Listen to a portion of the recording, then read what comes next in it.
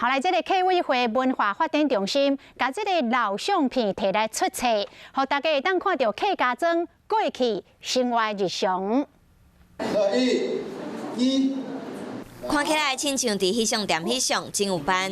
客庄基地当中的模样，头一摆以中港溪以北的4间老翕相店做主题，出版一套有4本的册，让大家看到客家人和水无法度分开的生活情感。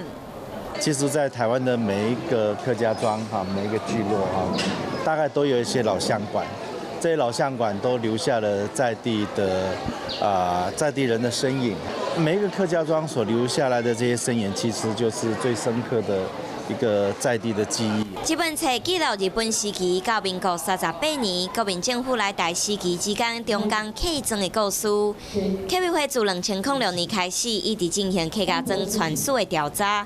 这些相片自黑白到彩色，让大家看到客庄的共同基地。做了相关的调查研究，我们希望这一套书的发表是一系列台湾客家庄老相馆记忆的一个开始。杨中定希望透过相片，让人找到家己土地和河水的基地，嘛希望更较侪人会使提供老相片，延续客庄珍贵的历史。